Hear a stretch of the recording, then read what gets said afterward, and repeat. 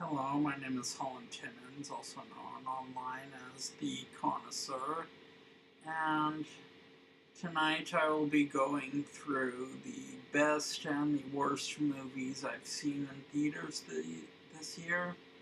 Um, Honestly, I've been so busy working that I haven't had a chance to see that many movies, but we will go through the movies I have seen in theaters and the best ones and the one worst one I've seen. So let's get started. Okay, number 5. I I didn't want to see this film, but my sister did, and I ended up thinking that it was quite good. That movie is X-Men Apocalypse. I know, this film got hated by a lot of people, but I thought it was actually a good movie.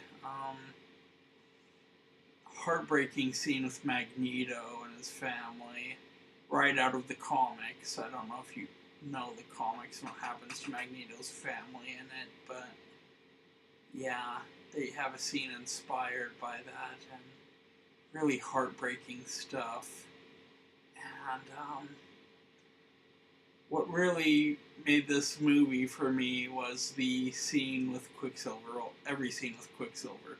There's one particular scene where Quicksilver shows up to the X Mansion and Sweet Dreams by the Eurythmics starts playing, and shit gets real. Um, no, I thought it was a good movie.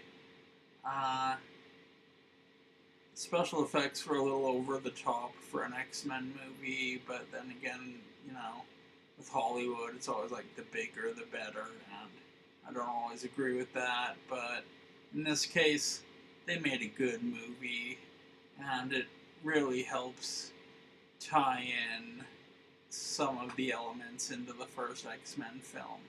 You get to see how Cyclops got his powers, how they first manifested and how he first comes to the X-Men, and you see the formation of the classic team. And it ends with everybody in their classic costumes, finally. And yeah, they say the next X-Men film is going to jump another decade ahead into the 90s.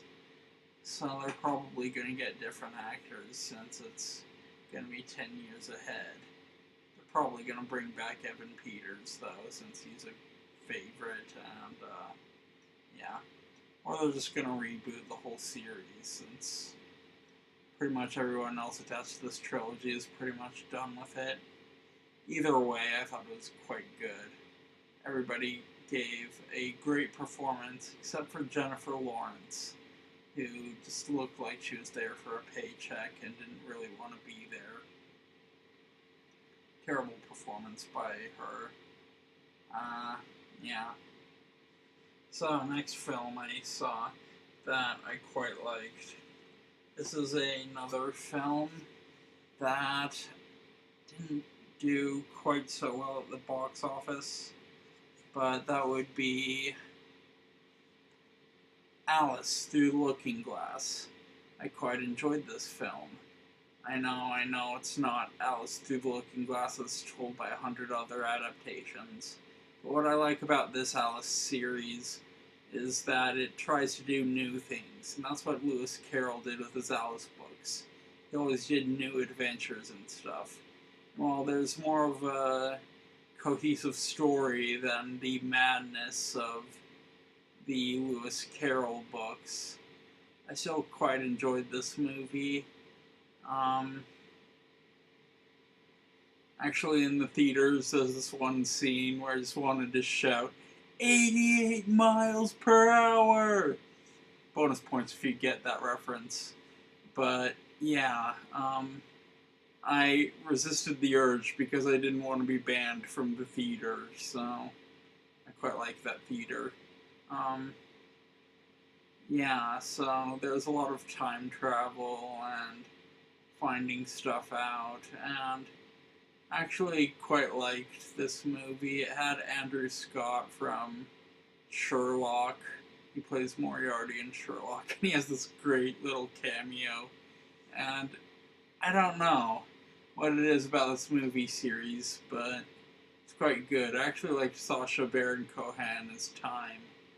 There's this great scene where they make all these time jokes at the Mad Hatter and Marsh Hare's tea party, and no, it's totally great. And Mia Wasikowska, I hope I said that right, gives another great performance as Alice, and she still doesn't get top billing, even though the whole movie is named after her. But you know what? Good for her for returning. I really liked this movie. I think it's completely underrated, and if you want a new Alice adventure, and you're done reading the books, and you just check it out. That's all I'm saying. Give it a chance. It may surprise you. If you like it, that's good. If not, now the next pick is going to be a bit more controversial. I've had some controversial movies. I didn't want to see this movie either, considering the reaction it got from critics, but as usual, the critics are wrong. That movie is Batman v Superman, Dawn of Justice Ultimate Edition. I actually quite enjoyed this movie. I felt that it was in similar themes to Captain America Civil War, but I felt it succeeded where Civil War failed. We'll get into Civil War later. No, this movie was good. I enjoyed it. That's why it is my number 3 pick. Everything building up to the fight was quite good. While I believe Lex Luthor was not the best Lex Luthor I've seen, he's certainly not the worst. Michael Rosenbaum from Smallville is obviously the best live-action Lex Luthor, but I felt Jesse Eisenberg gave more of a eccentric billionaire slash mad scientist Lex Luthor that's more of a Mark Zuckerberg type billionaire than a evil Donald Trump billionaire, though he certainly goes kind of Donald Trump on him. But no, there's this one thing that I didn't get. How the hell did Lex Luthor know Batman was Bruce Wayne? They never explained that.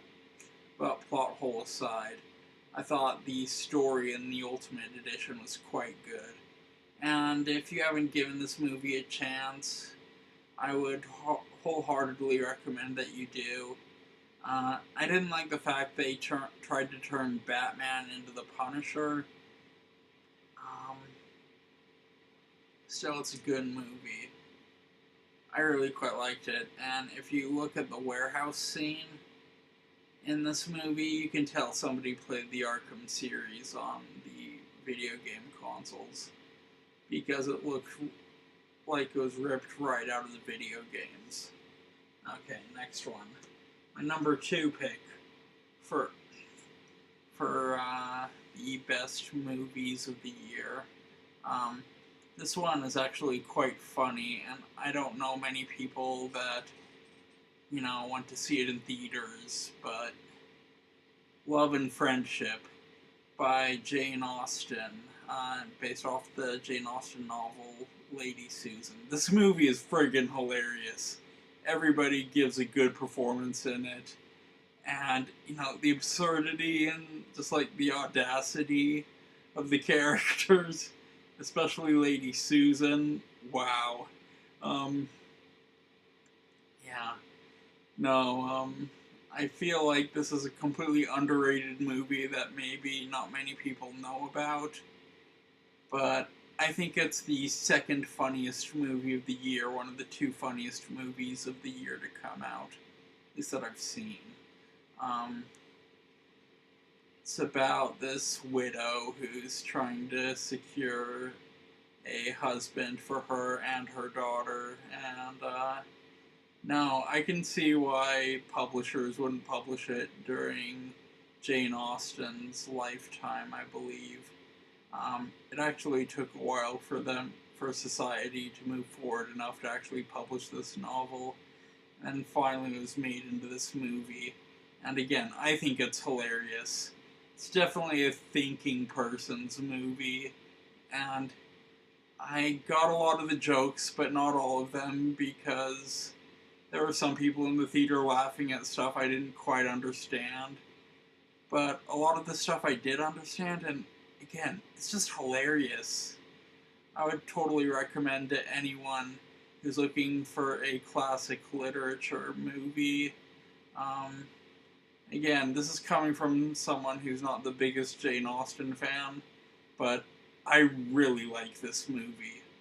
And finally, to the best movie of the year, definitely the funniest. You know it's on my list due to my earlier review, but that would be Deadpool. This movie is so friggin' funny, and I think Ryan Reynolds deserves a lot of credit for his improvisational skills. It's just, it takes everything about the superhero movie conventions, throws it out the window, does its own thing, and it's great. It's bloody, it's violent, it's funny, it's full of nudity, it's completely politically incorrect, and it is great. It is so great. If you haven't seen this movie, well, make sure that you don't let your kids see it. I've seen parents bring their kids to the theater to see this movie and they were walking out. Justifiably so. This is not your average superhero movie. It is not for kids. But if you're an adult or a teenager looking to see an adult movie, I would totally recommend this. When I was a teenager, I was seeing X-rated films, even though I shouldn't have, so whatever. Teenagers, when they're 16 to 18, can handle a lot, so again, if you're a 16 to 18-year-old, you can probably handle this movie, but definitely for adults, and definitely wickedly funny. Ryan Reynolds does an outstanding job in one of the most faithful superhero costumes ever, and again, wickedly funny. Funniest movie of the year. Now we come to the worst movie of the year that I've seen. Captain America, Civil War. I was so bored during that movie. So freaking bored. Every action set piece in that movie I had seen in other superhero movies. And, you know, they have this scene where it seems like Bucky had blown up the United Nations and everybody's looking for him, and it's like, why? To give him a medal? You know, Black Panther, I don't know a lot about him, but he seemed a lot more overpowered than I think he should have been. And as an example, there's this scene where there's this chase between Bucky, Black Panther, and Captain America. Bucky and Black Panther, who as far as I know, do not have augmented powers or super soldier serum in them, they're running faster than cars. And Captain America, who has the super soldier serum, is in dead last place, trying to catch up to them. And so what does he do to people who are running faster than cars? Well, he gets in a car, and he drives to catch up to them. They're running faster than cars, even though they can't. And the one character who can run faster than cars is using a car to in a futile attempt to catch up. It's stupid. And, man. Let's see what else was there. Oh, the airport fight sequence. I found that so offensive. Here you have these heroes don't have very well thought out plans at all, and they're just recruiting whatever heroes they can to sell more merchandise. And these so-called heroes are just hitting women and abusing children, and these are guys we're supposed to root for? What the hell? And the airport battle sequence wasn't that good anyway. And this is called Civil War. It should be renamed Airport Battle Skirmish. That's what it should have been called. And I don't know, Iron Man was completely exploiting Spider-Man, who shouldn't have even been in the film. He was just thrown in there just to sell tickets. Oh, look, we got Spider-Man in here. We're gonna beat the living crap out of him, even though he's a kid. I did not appreciate that. Spider-Man, who's like this high schooler, we're supposed to believe has never heard of The Empire Strikes Back. Bullshit! And then finally, I don't know, I didn't like this film. I feel like all the big YouTube reviewers were giving it favorable reviews so they could get early access to other Marvel Studio movies, while all of the smaller YouTube reviewers just hated this film. Yeah. Actually, I'm part of the Disney Movie Club, and I accidentally didn't cancel my automatic order. They have these automatic order movies, and I accidentally didn't cancel mine for Civil War. So I got a copy of Civil War in the mail with 30 less bucks in my account. I immediately sent it back, asking for my money to be returned. Because this movie sucks, it's boring, I was bored out of my mind, and I don't get why people like it so much. I just find it boring and offensive. So yeah, those are the best and the worst movie I have ever seen. Not the worst movie I've ever seen, I've seen worse, but the best and worst movies I've seen this year. So yeah, this is the Connoisseur signing off. What did you think were the best movies of the year? What did you think were the worst movies of the year? If you want, comment below. If you want to, like, and check out my other videos. Maybe you'd like to see what else I have to say. Yeah, and if you want to, subscribe. I'm always looking forward to seeing who else wants to subscribe. Anyway, this is the Connoisseur signing off. Ciao.